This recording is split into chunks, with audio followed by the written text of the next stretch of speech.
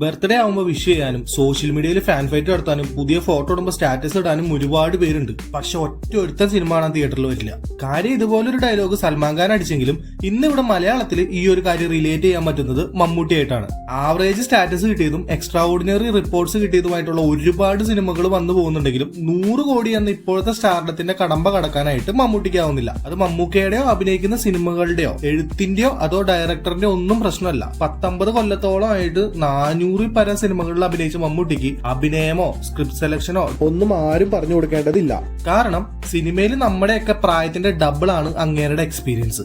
ഈ വീഡിയോയിൽ ഒരു പോസിറ്റീവ് വന്ന മമ്മൂട്ടി സിനിമ എന്തുകൊണ്ടാണ് ഒരു 100 കോടി ക്ലബ് എന്ന മലയാള സിനിമയുടെ പുതിയ നാഴികകല്ല് പിന്നിടാൻ സാധിക്കാതെ പോകുന്നത് എന്ന് നോക്കുന്ന വീഡിയോ ആണിത്. ഇതിൽ ഞാൻ പറയുന്നത് എന്റെ അഭിപ്രായങ്ങളും വീക്ഷണങ്ങളും മാത്രമാണ്. അത് കേട്ട് ട്രിഗർ ആയിട്ട് എന്നെ തെറി പറയുന്നവർ നശിച്ച് പണ്ടാറടങ്ങി പോണേ.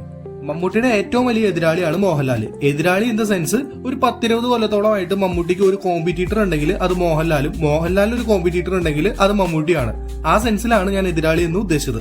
പക്ഷെ ഇന്ന് ഈ 2025 മലയാളത്തിലെ ഏറ്റവും വലിയ സ്റ്റാർസും ആക്ടേഴ്സും തന്നെയായിട്ട് ഇവർ രണ്ടാളും നിലകൊള്ളുന്നുണ്ട്.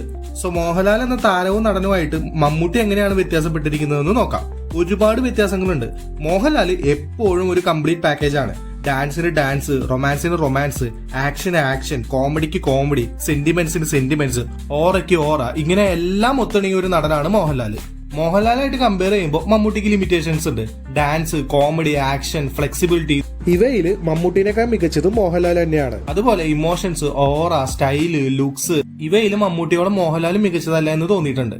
മായാവി, രാജമാണിക്യം, തുറുപ്പുകുലാൻ, തൊമ്മനും മക്കളും, ചട്ടമ്പി നാട്, പോക്കിരി രാജ ഇങ്ങനെ മമ്മൂക്ക കോമഡി എന്റർടൈനർ റോൾസ് ചെയ്ത് മികച്ചതാക്കിയിട്ടുണ്ട്.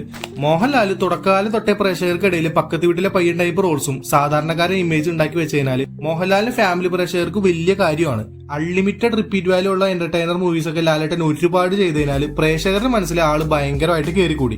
എന്നാൽ മമ്മൂക്ക കൂടുതൽ ഫോക്കസ് ചെയ്തത് പോലീസ് റോൾസും ഗൗരവക്കാരനായിട്ടുള്ള ക്യാരക്ടേഴ്സും ഒക്കെ ആയിരുന്നു. മമ്മൂട്ടിക്ക് പണ്ട് അഹങ്കാരി, ജാടക്കാരൻ എന്നൊക്കെ വിളികൾ ഉണ്ടായിരുന്നതിനാൽ ഫാമിലി ഓഡിയൻസിന് പുള്ളിയോട് അത്ര താല്പര്യം ഉണ്ടായിരുന്നില്ല. കണ്ടന്റ് ഓറിയന്റഡും മെച്ചുവേർഡ് ആയതുമായിട്ടുള്ള ക്യാരക്ടേഴ്സ് ഒക്കെ സ്ഥിരം ചെയ്തു വന്നതിനാലും തുടക്കകാലത്ത് ഫാമിലി ഓഡിയൻസിന്റെ മനസ്സിൽ കയറി പറ്റാൻ മോഹൻലാലിനെ പോലെ മമ്മൂട്ടിക്കായില്ല. എന്ന് കരുതി മമ്മൂട്ടിക്ക് ഫാമിലി ഓഡിയൻസ് ഇല്ലെന്നല്ലോ ഞാൻ പറയുന്നത്. മോഹൻലാലിനെ വെച്ച് കമ്പയർ ചെയ്യുമ്പോഴത്തെ കാര്യങ്ങളാണ് പറയുന്നത്. മമ്മൂട്ടിയുടെയും മോഹൻലാലിന്റെയും പടങ്ങളൊക്കെ റിലീസ് ആയിട്ട് ഇപ്പൊ ഇറങ്ങുമ്പോൾ അതിന്റെ വ്യത്യാസം നമുക്ക് അറിയാൻ പറ്റും. ദേവദൂതം പോലെ കണ്ടന്റ് ഓറിയന്റഡ് ആയ ഓഫ് ബീറ്റ് ആയിട്ടുള്ള ഒരു സിനിമ റിലീസ് ചെയ്തപ്പോഴും സ്ഫടികം, ചോട്ടാ മുംബൈ, രാവണപ്രഭു ഒക്കെ ഇറങ്ങുമ്പോൾ തിയേറ്ററുകൾ ഇളകി മറിഞ്ഞുകൊണ്ടിരിക്കുകയാണ്. റിലീസ് ചെയ്യുമ്പോൾ ആളുകൾ ഇടിച്ചു കയറുന്നത് വർഷങ്ങൾ കൊണ്ട് മോഹൻലാൽ ഉണ്ടാക്കിയെടുത്ത ആ ഒരു ഏട്ടൻ ഇമേജ് ഇപ്പോഴും അങ്ങേർക്കുള്ളത് കൊണ്ട് തന്നെയാണ്. മമ്മൂക്കിക്ക് ഫാമിലി സപ്പോർട്ട് കുറഞ്ഞപ്പോൾ കൂടി വന്നൊരു സപ്പോർട്ടാണ് യൂത്ത് സപ്പോർട്ട്. അതൊരു വലിയ ഫാക്ടറാണ്. ലുക്സ് കണ്ട് കൂടിയവര് ഒരുപാടുണ്ട്. ലുക്സ് എന്നുള്ളത് മമ്മൂട്ടിക്ക് വലിയൊരു അഡ്വാൻറ്റേജ് തന്നെയാണ്. കൈവിട്ട് പോയി ഈ ഫാമിലി സപ്പോർട്ട് മമ്മൂക്കിക്ക് ഇനി തിരിച്ചു പിടിക്കാൻ ആകുമോ എന്ന് ചോദിച്ചു കഴിഞ്ഞാൽ ഇനി സാധിക്കില്ല എന്ന് തന്നെ പറയേണ്ടി വരും. അല്ലെങ്കിൽ കണ്ണൂർ സ്കോഡ് പോലെ, ബ്രഹ്മയുഗം പോലെ, ഭീഷ്മ പോലെ, റോഷാഗ് പോലുള്ള സിനിമകളിൽ ഒരെണ്ണമെങ്കിലും ഈ പറഞ്ഞ 100 കോടി എന്ന നാഴികകല്ല് താണ്ടി തന്നെ. ടെർബോ പോലുള്ള ആവറേജ് പടങ്ങൾ കിടുവാണെന്ന് ഊതി പെരുപ്പിച്ച് ഫാമിലി ഓഡിയൻസ് കയറി കാണുമ്പോൾ അതിലൊന്നും ഉണ്ടാവില്ല. അവർക്കത് ഇഷ്ടപ്പെടത്തില്ല. സോ പതിയെ അവർ ആ സിനിമകൾ കൈവിടും. ഒരു സിനിമ നല്ലതാണെങ്കിലും മോശമാണെങ്കിലും ഫാൻസിന് മാക്സിമം ആളെ പുഷ് ചെയ്ത് കയറ്റാൻ പറ്റുന്നത് മാക്സിമം ഒരാഴ്ചയാണ്. പിന്നീട് ആ സിനിമ പിടിച്ചു നിൽക്കണമെങ്കിൽ ഫാമിലി ഓഡിയൻസ് ആ പടത്തിന് കയറണം. അവരാണ് ആ സിനിമ എത്ര നാൾ തിയേറ്ററിൽ ഇനി തുടരണമെന്ന് തീരുമാനിക്കേണ്ടത്. ആ ഒരു ഫാമിലി സപ്പോർട്ട് എന്ന ക്രൂഷ്യൽ പോയിന്റ് ഒരു പരിധി വരെ മമ്മൂക്കിക്ക് നഷ്ടപ്പെട്ടെന്ന് പറയാം. പലരും പറയുന്നത് കേട്ടിട്ടുണ്ട്, മോഹൻലാലിന്റെ ഒരു സിനിമ ഇറങ്ങിയ അമ്മൂമ്മമാരും അപ്പൂപ്പന്മാരും കുട്ടികൾ ഉൾപ്പെടെ തിയേറ്ററിൽ അത് കാണാൻ വരുമെന്ന്. അത് സത്യമാണെന്ന് പലപ്പോഴും എനിക്ക് തോന്നിയിട്ടുണ്ട്.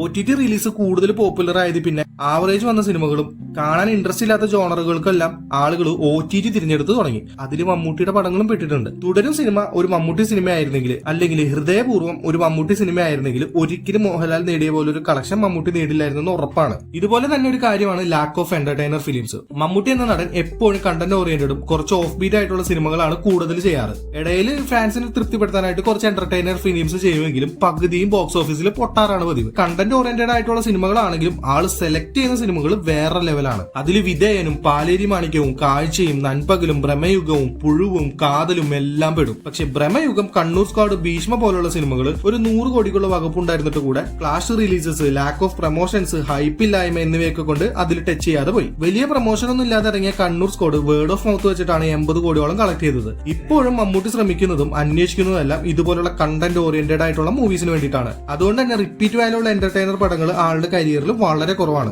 മലയാളത്തിൽ ഇത്ര വലിയ സ്റ്റാറായി ഇദ്ദേഹത്തിന്റെ 2 സിനിമകളാണ് OTT പോലും എടുക്കാതെ പെട്ടിരിക്കുന്നത്. ഒന്ന് ഗൗതം മേനോന്റെ ഡൊമിനിക്കും, 2 അവസാന 20 മിനിറ്റ് മാത്രം പൊളിച്ച ബസൂക്കയും. ടൊവിനോയുടെ അൾട്രാ ഗുണ്ട് നടികർ വരെ OTT വന്നിട്ടും ഈ 2 പടങ്ങൾ ഇപ്പോഴും പെൻഡിങ് തന്നെയാണ്. അതുപോലെ മമ്മൂട്ടിയെ പോലെ PR ഉള്ള നടൻ വേറെ ഇല്ലെന്ന് തോന്നിയിട്ടുണ്ട്. അത്രയധികം ഫാൻ ഫൈറ്റും പോസ്റ്റുകളും കമന്റുകളും ഒക്കെ സോഷ്യൽ മീഡിയയിൽ കാണുമെങ്കിലും തിയേറ്ററിൽ അതിന്റെ റിസൾട്ട്സ് കുറവാണ്. എല്ലാവരും പറയുന്ന പോലെ ആളുകൾ പടം കാണാൻ പോകാതെ സിനിമ ഹിറ്റാവില്ല. ഇനി വരാനിരിക്കുന്ന സിനിമകളിൽ കളങ്കാവല് പക്ക കണ്ടന്റ് ഓറിയന്റഡ് പടമായിരിക്കും. പക്ഷെ അതൊരു സീരിയൽ കില്ലിംഗ് സബ്ജക്ട് ഒക്കെ ആയതിനാൽ ഫാമിലി കയറിയിട്ട് 100 കോടി എന്നൊരു നാഴികക്കല്ല് പിന്നീട് പോകുമെന്ന് ചോദിച്ചാൽ അത് സംശയമാണ്. ഇനി പാട്രിയറ്റിന്റെ കാര്യത്തിലാണെങ്കിൽ ഒരു വിശ്വാസവും ഇല്ല. അഥവാ ഇനിയിപ്പോ 100 കോടി വന്നാലും പക്ക മൾട്ടി സ്റ്റാർ പടമാണെന്ന് പറഞ്ഞിട്ട് ആ ക്രെഡിറ്റും കിട്ടാതെയാവും. പക്ഷെ ഈ പ്രായത്തിലും ഇജ്ജാദ് ഡെഡിക്കേഷനും പാഷനും പുതിയ ക്യാരക്ടേഴ്സും കണ്ടന്റും ഒക്കെ ട്രൈ ചെയ്യാനും പുതുമുഖ സംവിധായകർക്ക് അവസരം കൊടുക്കാനും ഒക്കെയുള്ള അദ്ദേഹത്തിന്റെ ആ ഒരു മനസ്സ് വലുത് തന്നെയാണ്. വേണമെങ്കിൽ വർഷത്തിൽ 1-2 എന്റർടൈനർ പടമൊക്കെ ചെയ്തിട്ട് ഫാൻസിനെ തൃപ്തിപ്പെടുത്തി പോകാമായിരുന്നിട്ട് കൂടെ ഈ ഒരു കാഴ്ചപ്പാടിൽ മമ്മൂക്ക പോകുന്നത് വലിയ കാര്യം തന്നെയാണ്. 70 വയസ്സിന് ശേഷം കമൽഹാസനും രജനിയും ഒക്കെ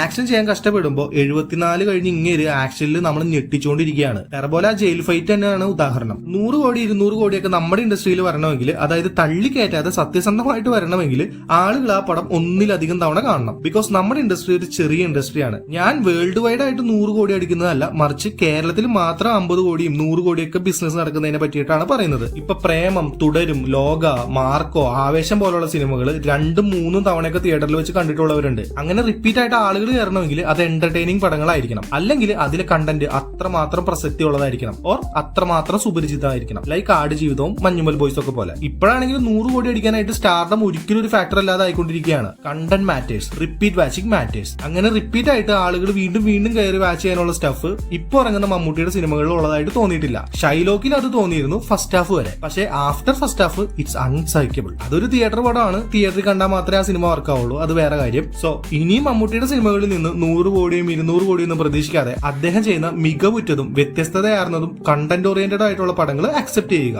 അത് ആസ്വദിക്കുക. അയാൾ എന്നും വേഷപ്പകർച്ചകൾ കൊണ്ട് നമ്മളെ അത്ഭുതപ്പെടുത്തിയിട്ടേ ഉള്ളൂ. ഇനിയും മമ്മൂട്ടിയുടെ കയ്യിൽ നിന്നും ഞാൻ പ്രതീക്ഷിക്കുന്നതും ഈ ഒരു അത്ഭുതങ്ങളാണ്, മികവുറ്റ ക്യാരക്ടേഴ്സ് ആണ്. അതെന്നും അങ്ങനെ തന്നെ ആയിരിക്കട്ടെ. ഇനി ഇക്കയുടെ ഏതെങ്കിലും ഒരു സിനിമ 100 കോടി കൂടി എത്തിക്കഴിഞ്ഞാൽ വീണ്ടും ഹാപ്പിയാവും. Stop fan fights and accept the realities. യുദ്ധങ്ങളും അക്രമങ്ങളും എന്നും കണ്ണീരിലെ അവസാനിച്ചിട്ടുള്ളൂ. Enjoy the movies, love the artist.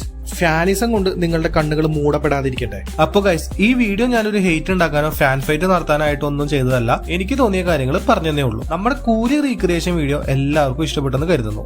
എനിക്ക് ഒരുപാട് അപ്രീസിയേഷൻ കമന്റ്സും മെസ്സേജസ് എല്ലാം കിട്ടിയിരുന്നു. Thank you for the supports. ആ വീഡിയോ കാണാത്തവരുണ്ടെങ്കിൽ വീഡിയോ ചാനലിലുണ്ട്, ലിങ്ക് ഞാൻ ഡിസ്ക്രിപ്ഷനിൽ കൊടുത്തേക്കാം. പോയി കണ്ടു നോക്കിയിട്ട് ഒപ്പീനിയൻസ് കമന്റിൽ പറയുക. അപ്പോൾ ഈ വീഡിയോനെ പറ്റിയിട്ടും എന്തുകൊണ്ട് മമ്മൂട്ടിക്ക് ഒരു 100 കോടി കിട്ടുന്നില്ല എന്നുള്ള കാരണങ്ങളെ പറ്റിയിട്ടുള്ള നിങ്ങളുടെ അഭിപ്രായങ്ങൾ കമന്റിൽ പറയുക. അപ്പോൾ ബൈ ഗൈസ്.